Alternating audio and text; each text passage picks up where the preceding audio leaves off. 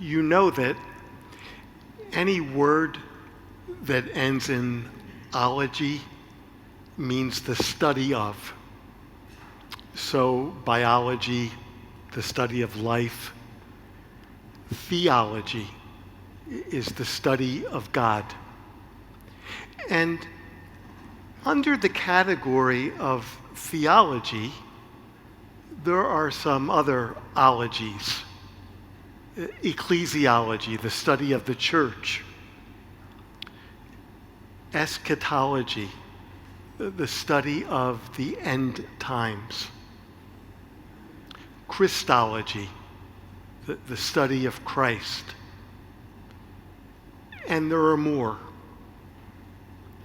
But you know, there is no study under theology about the topic that I'm going to talk about tonight. As a matter of fact, there's no name for it. And I'll warn you that it's not warm and fuzzy tonight. It's going to be hard to hear. I'd like to talk about a theology of suffering. You don't want to hear that, as much as I don't want to talk about it. But it's real. Suffering exists in your life and in my life, and often it leaves us with the question, why? And so that's why I said at the beginning of this liturgy, it's poetic. Take up your cross and follow me. But if we really think about that, I don't want to take up a cross. I don't want to suffer. But why then is it part of our lives? You know, yesterday the church celebrated the feast of the triumph of the cross.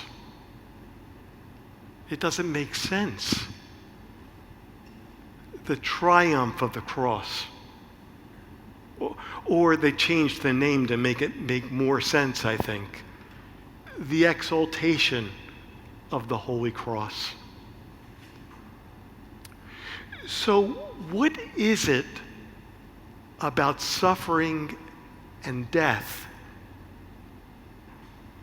that God invites us into? I was asking and sharing some thoughts with another priest about the homily.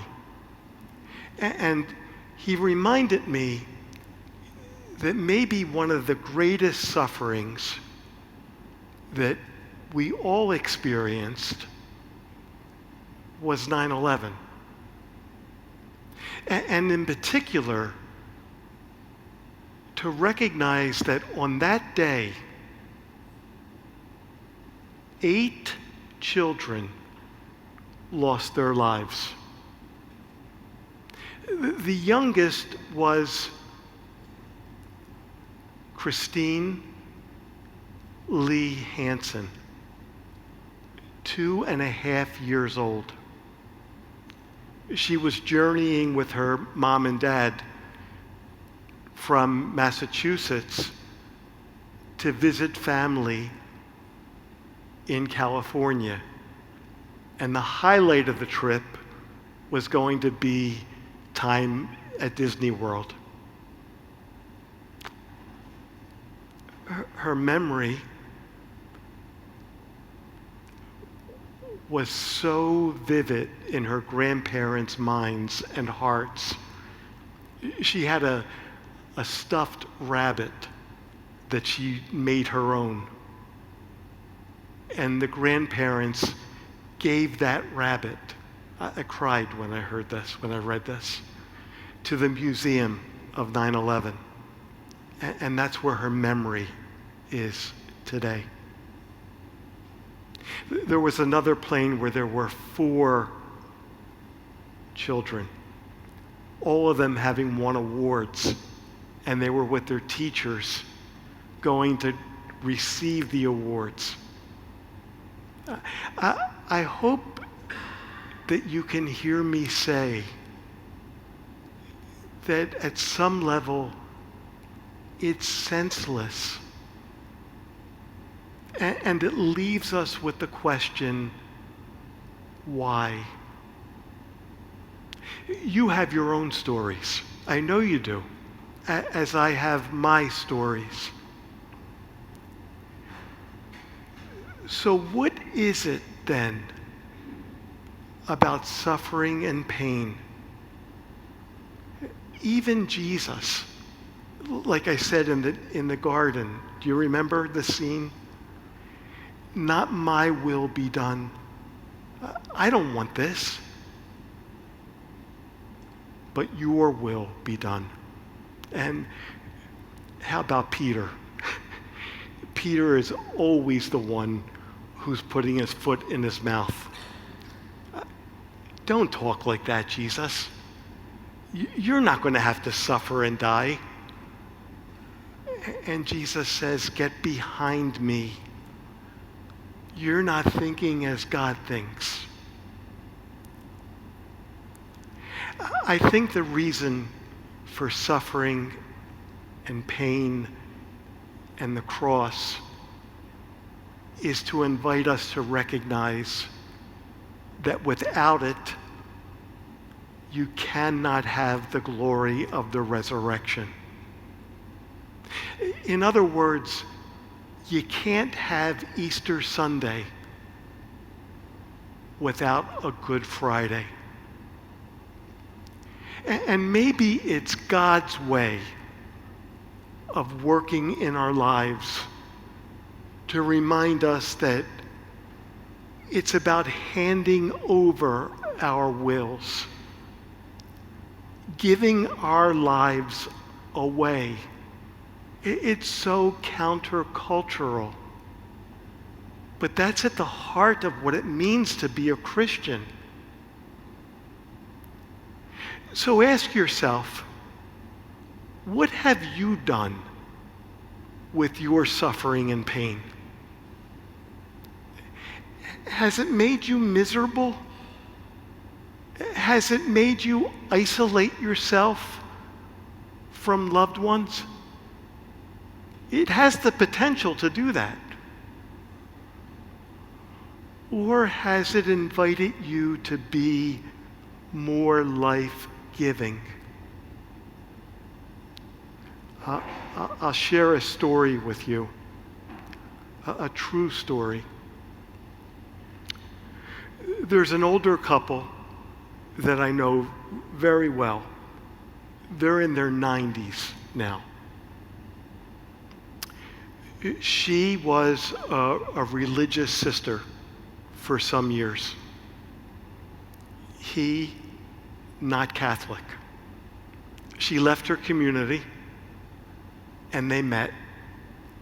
And older in life now, married. Later in life, they had a daughter. And that daughter was the center of their lives, as you could imagine.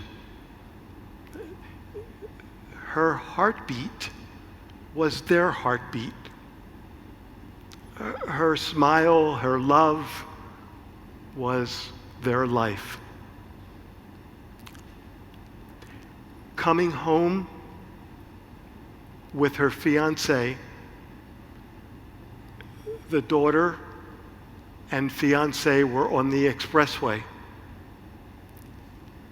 Something fell from a truck and literally killed her that day. The fiancé lived.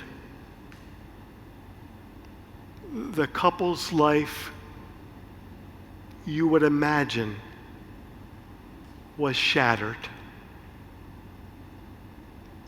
But I have to tell you that even in their 90s, They are two of the most generative people, life-giving people that I've ever met.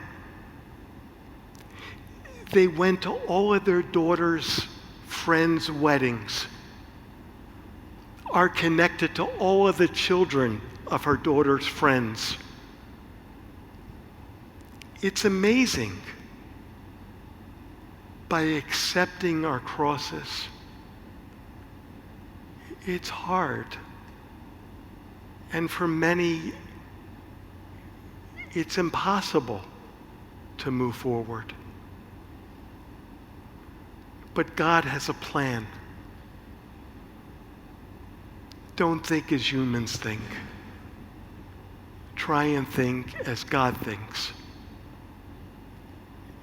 And not that we'll have answers on this side, but God's plan.